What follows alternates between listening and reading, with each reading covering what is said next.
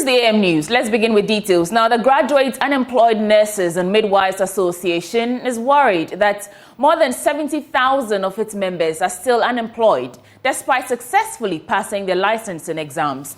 Leaders of the group at a news conference in Accra said the situation is putting them on edge. They want government to remedy the situation. Rejoice Semefakpesu has more in the following report. The latest labor statistics report by the Ghana Statistical Service reveals that over 1.8 million Ghanaians are unemployed, marking a 14.7% rate in the third quarter of 2023.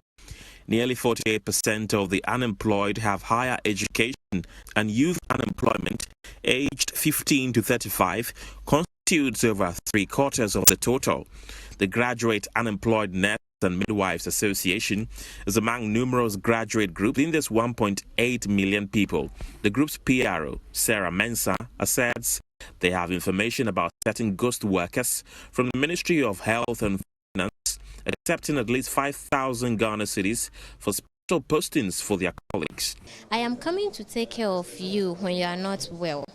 Then you come to see me on the street making noise because I don't have employment. The next time you come to the ward and you see me, will you have that confidence that this nurse is capable of taking care of you? Because I saw this nurse on the street. 2 to 3 years is relatively a long time for someone to complete school without employment. We have some of our colleagues, our classmates, that we have sat with them in the same exam hall to take an exam, working in the ward, and we are at home. When you ask a question, they tell you, with these special postings, from who? We want to know that answer. Who is the official, or who are the officials giving these people the opportunity, leaving others behind? Initially, we had 5,000, 6,000, 8,000, which some people paid. If I had that money, probably I would have paid too. But on a second thought, I think we are allowing ourselves, the graduate unemployed nurses, we are allowing ourselves to be forced or compelled to fall victim into this condition. So we are here to register this displeasure to the government, Ministry of Health and Ministry of Finance. We don't know who is behind these ghost officials. We are pleading with them to look into it, find the people responsible for this act, fish them out, and restore the system to normal, whereas nurses and midwives will graduate from their training and come and get their employment. The Northern Region, Upper East, and Ashanti regional chapters of the association are set to embark on a peaceful demonstration on the 1st of March to register their displeasure. So the demonstration, it is not because we want to use violence. It is not because we want to make noise. We actually didn't plan to do this, but we have done the maximum follow-ups. In all the follow-ups, we've not had the opportunity to meet even a single minister of these agencies, Minister of Health, Minister of... We've never had the opportunity to meet with them. We want to demonstrate to the ministries, which is Ministry of Health and Ministry of Finance. Currently, we have Tamale, Northern Region, having their demonstrations. Ashanti Region and Upper West, they are going to have their demonstrations on the 1st of March. Unfortunately for Greater Accra Region, because of the upcoming Independence Day, we have come into an agreement with the police that we will do our demonstration after the Independence Day. Our demonstration is to get to the ministries in our larger numbers to register this displeasure with the ministers. They should give us the opportunity to hear from the minister that this is the reason why we are not giving you employment. The association emphasized that Its members are seeking equal opportunities to apply the knowledge acquired in the classroom, advocating for a fair chance to contribute their skills and training in professional settings. Now, family of a Ghanaian immigrant ganged in Toronto, Canada, is seeking justice for their relative who traveled to the country in November 2023 to seek greener pastures. 40-year-old Abochie was killed by an unknown assailant in North York, Toronto last week, in what the Canadian police describes as an indiscriminate attack. The police are on a manhunt for the predator. Bright Kweku visited the family house in Kwanwoma in the Ashanti region and has filed this report.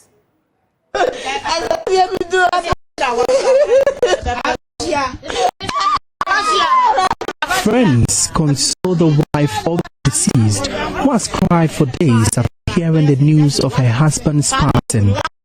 Grief fills the hearts of the family of Abochie, who was shot dead by an unknown attacker in Toronto, Canada.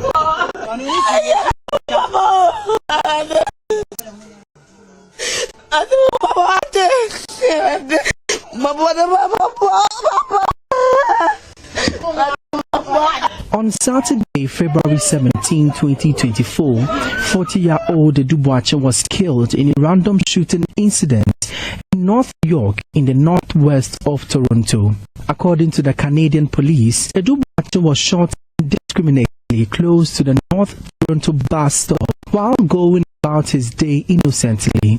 He was shot 3 times, twice in the stomach, and was rushed to the hospital where he later died. Brother-in-law of the deceased, Francis Kumi, recounts his last moments with him on the phone before his passing.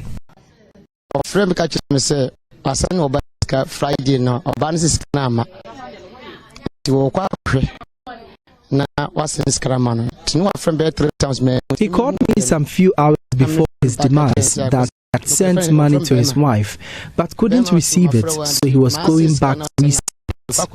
It was not until Monday that I heard of his demise at 5:30 a.m.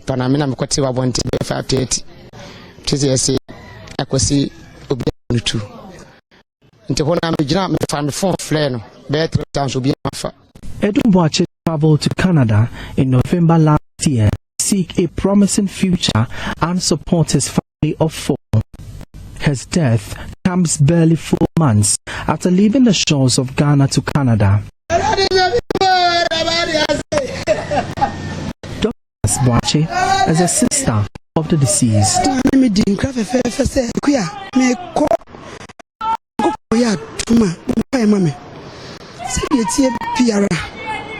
He reached out 3 days after securing a job opportunity. He promised to take care of the family, but unfortunately he couldn't fulfill his promise. 3 days of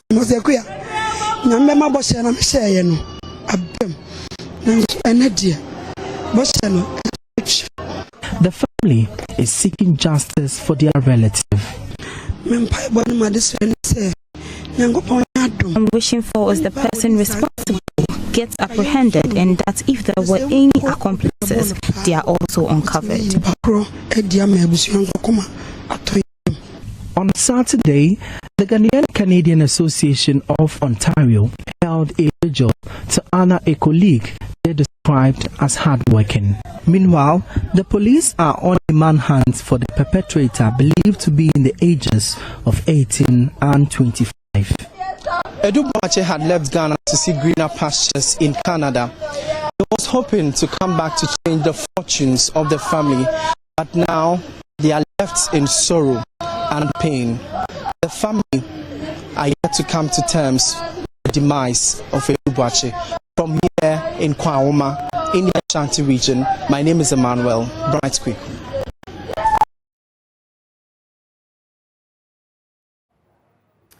In other stories, the governing New Patriotic Party's parliamentary candidate for Tano North, Dr. Gideon Boako, has described the December polls as a destiny-changing exercise for Ghanaians. Speaking at a Thanksgiving service and Unity Party at Boma, Dr. Boako said it would only take working together with a united front for the NPP to break the 8 and achieve the dreams of the people. Precious Semevo has more.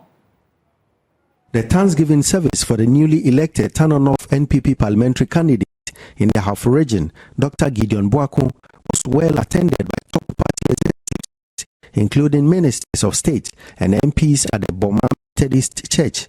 At a unity party later in the day, Dr. Boakun, the spokesperson of the vice president, Dr. Mahamudu Bawumia, who recently defeated the incumbent MP, Dr. Frida Prempe, in the constituency primaries of the also expressed his heartfelt gratitude for the support and honor done him by the delegate.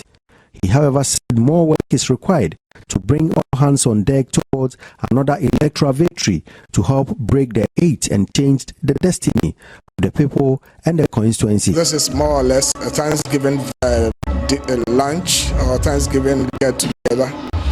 We've christened the Unity Party because we believe that after the competition we need to cooperate for the greater task ahead of us. And so we invited people from different sides during the elections, myself, and those who supported the incumbent MP who lost the primaries. Even her, I invited her. The key message we want to send across to the people in the constituency is that yes, Gideon Boakun has won the primaries, but the main election is not going to be a Gideon Boakun election alone. It's an election for all of us. It's an election for the destiny of the constituency and the people in the constituency.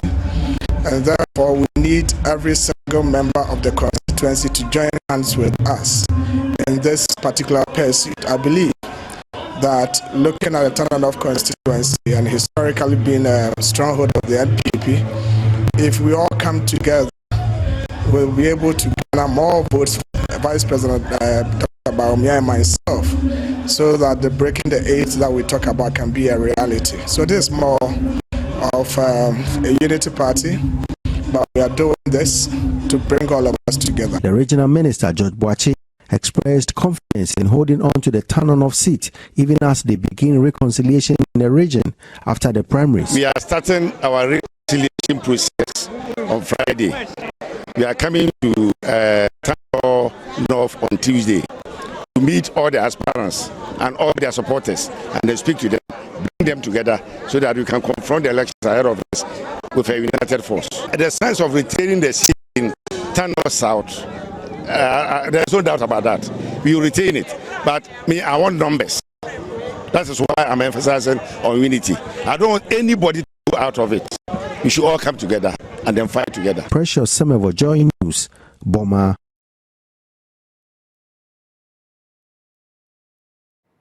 Municipal Director of Education in Kushegu has bemoaned the lack of furniture in schools in the area. Ahmed Tijani Hassan says some schools have just 10 desks to serve 50 students. He spoke during a visit to the area to monitor the desk situation in some schools in the Kushegu municipality. With support from the Foreign Commonwealth and Development Office, in partnership with Star Ghana Foundation, is implementing the Serve 3 project to help advocate for quality education for the Ghanaian child. CSOs and the media visited some selected schools to have first-hand information on the challenges these schools face and to advocate for increasing the investment on basic education, especially provision of dual desks. The Municipal Director of Education, Ahmed Tijani Hassan, described the furniture situation in the municipality as terrible. In fact, it is very, very bad situation when we are talking about furniture situation in Kushegu. Some schools, if you go, they have about 10 desks in a school, meanwhile they have population of 30 students or 50 people in the class. But with 10, some you go in the classroom, they are virtually none. You see students or people sitting on the ground writing. So the situation is bad. Even when they brought 180 from the GET fund, we distributed to all schools. Some are even getting 2. Just we are trying to give furniture or the desks to all schools, so that at least some will get, even if it is 2. If they are 2, it's better than none. So they received 2 desks. Some even came crying that 10 was not enough for them. But we can't do anything. The health teacher of the Gushegu MA Junior High School, Zakaria Hafiz, said almost half of the school has no furniture. If I may not be wrong, out of the 400 plus, I can say that 200 are without desk. So almost half. So you see how bad the situation is. But initially it was worse than that until we received the first help from the GET fund through the Municipal Assembly. So I'm using this medium again to appeal to those who can help, those who matter a lot in the society, NGOs, philanthropists, and even government of Ghana to do something about our situation. A Form 3 student of the school said they sit 3 on a desk and that affects their studies. When I came to the school, Form 2, we were sitting 3 students. The challenges were, if we sit 3, we don't have the concentration. Second one, if you are sitting 3, we pass in diseases to each other.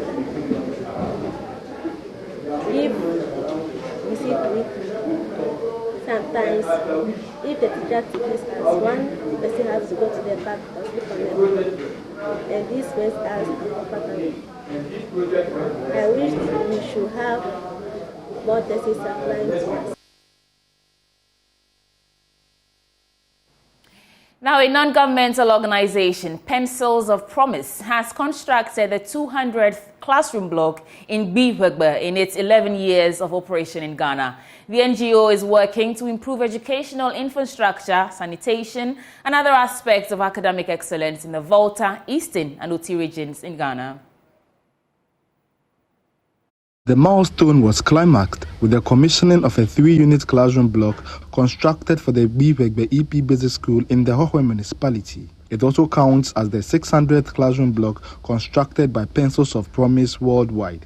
The classroom block would house the kindergarten department, which previously occupied a dilapidated wooden structure. Formerly, my students used to study in that old structure. When the sun is shining like this, it's very, very warm, and then the students are very uncomfortable. And then when it's about to rain too, you have to close down, because at times when it rains, the rain will disturb. Speaking at the ceremony, the country director of Pencils of Promise, Freeman Goba, said his outfit is enthused about the contributions it had made in the education sector over the years. We've impacted so many lives, 200 communities in Ghana, different districts, 3 regions, and beyond building this classroom, we've trained over 2,000 teachers. Currently, we are imparting over 70,000 children that are in the classroom that we have built.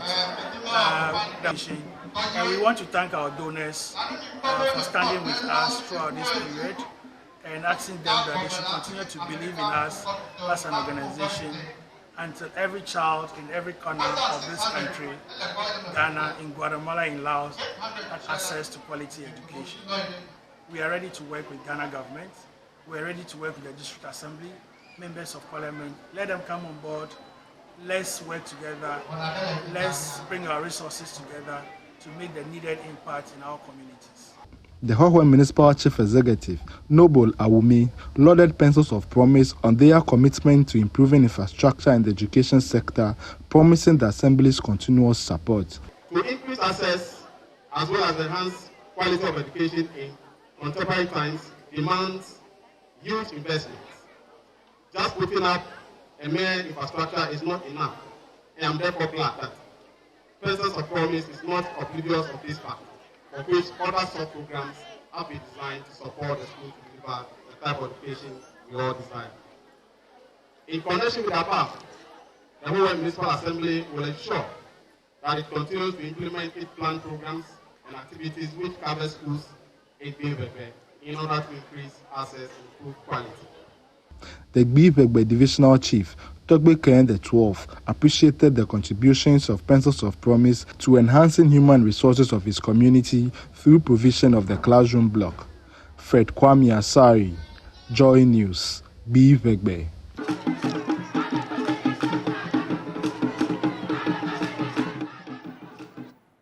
Right, so that's how we wrap up for AM News on the AM show. Up next is the news review with Benjamin Akakbo. He's joined by financial analyst Dr. Wisdom Kofi Dogbe for that segment. Please stay with us.